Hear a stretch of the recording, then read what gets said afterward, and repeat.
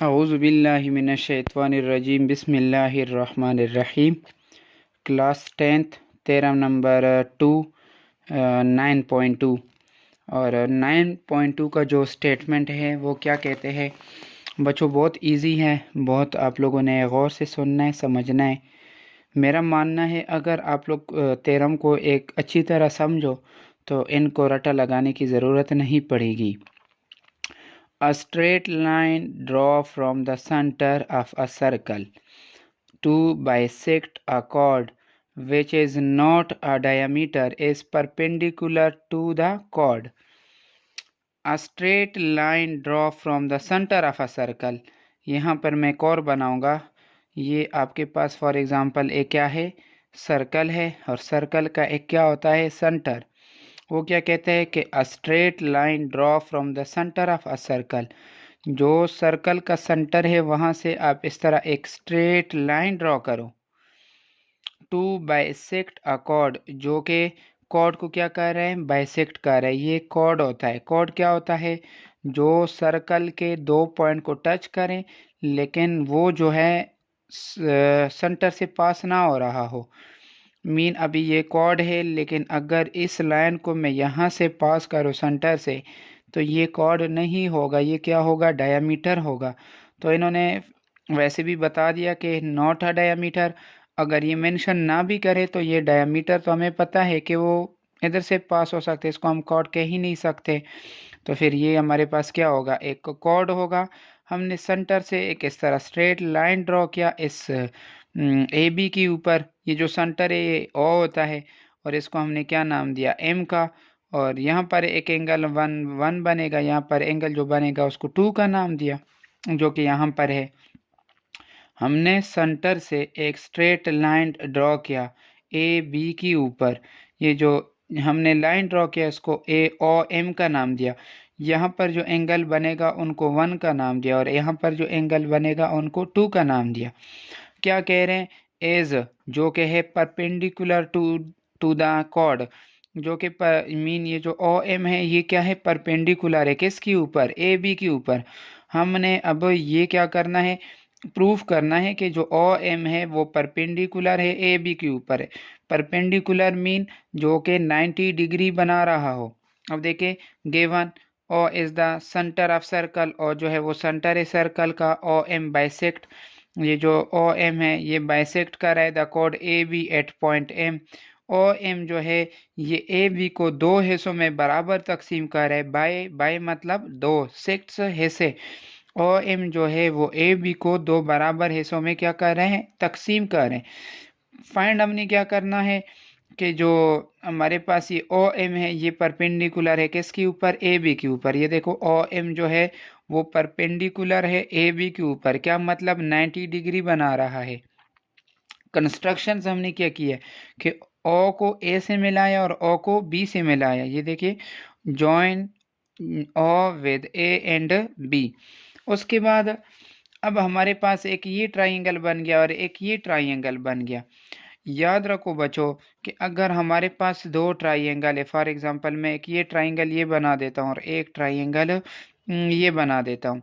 हमारे पास ट्राइंगल के total 6 component होते हैं। 6 कंपोनेंट कैसे कि इस करस्पॉन्डिंग साइड का ये करस्पॉन्डिंग साइड, इसका साइड ये करस्पॉन्डिंग साइड, और इसका ये, इसका करस्पॉन्डिंग एंगल ये बनता है, इसका करस्पॉन्डिंग एंगल ये बनता है, इसका करस्पॉन्डिंग एंगल ये बनता है।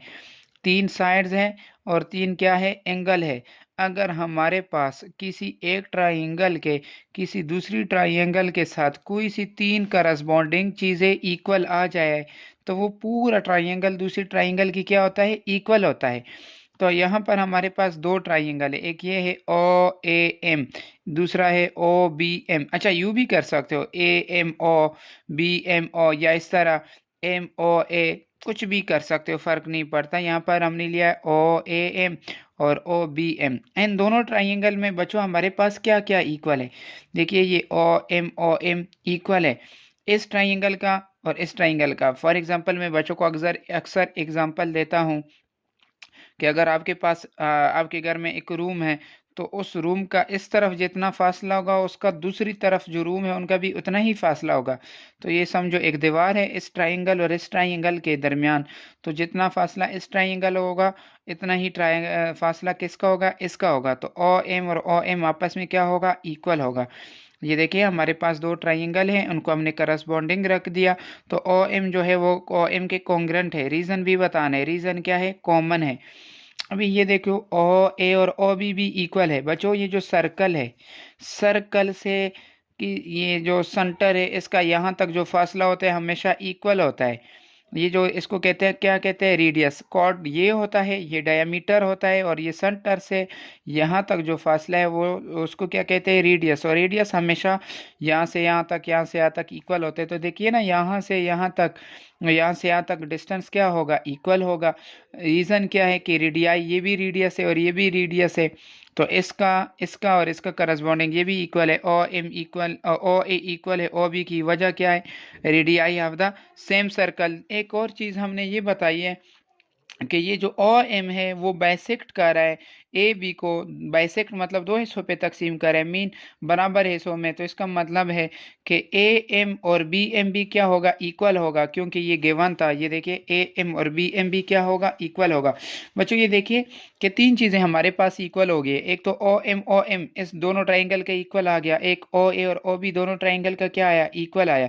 दूसरा इस ट्राइंगल का ए एम और इस ट्राइंगल का बी एम करस्पॉन्डिंग ये भी क्या आ गया, ये मैं इसको मेंशन करूंगा। ये आपस में इक्वल आया, ये आपस में इक्वल आया, और ये इक्वल आ गया।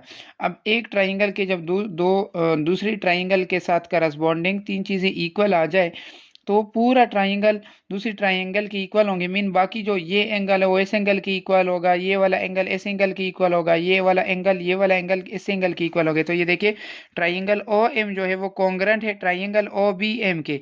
रीजन साइड साइड कॉन्ग्रेंट है, साइड साइड मीन एक ट्राइंगल के तीन साइड कॉन्ग्रेंट है दूसरी ट्राइंगल के कॉन्ग्रेंट के। अगर ऐसा है तो फिर इसका मतलब है कि एंगल वन और एंगल टू भी आपस में क्या होंगे, इक्वल होंगे।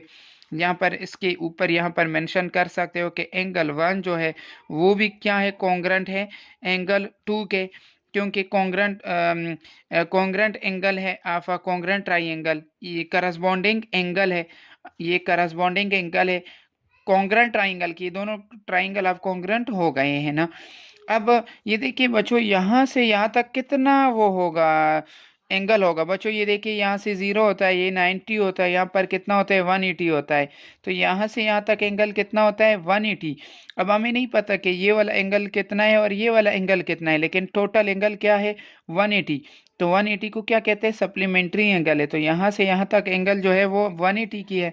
Mean angle one plus angle two किसकी इक्वल है, 180 के। देखिए angle one plus angle two किसकी इक्वल होता है, 180 की इक्वल है। रीजन क्या है कि दोनों क्या है, सप्लीमेंट्री एंगल है। अब हमने ये किया था कि एंगल वन और एंगल टू आपस में इक्वल है, ये हमने क्या था ना। तो देखिए एंगल वन की जगह, मीन ये जो एंगल वन है यहाँ पर भी मैं एंगल वन रिप्लेस करूंगा। तो एंगल वन और एंगल वन क्या बनेगा, टू एंगल वन बनेंगे। वो टू जो यहाँ मल्टीप्लाई और यहाँ पर क्या हो जाएगा, डिवाइड। तो एंगल क्या बन जाएगा, 90। मीन तो एंगल वन और एंगल टू हमारे पास क्या बन रहा है, 90 एंगल बन रहा है। एंगल वन भी 90 बना रहे और एंगल टू भी 90 बना रहे। और यही हमने क्या करना था, प्रूव करना था। जब ये एंगल भी 90 बना रहे, ये भी 90 बना रहे, वो ये इसी चीज़ को प्रूव कर रहा है कि जो ओ एम है वो क्या है, परपेंडिकुलर है ए बी के ऊपर, जो कि प्रूव हो गया। मैंने बहुत इजी मेथड से समझा दिया।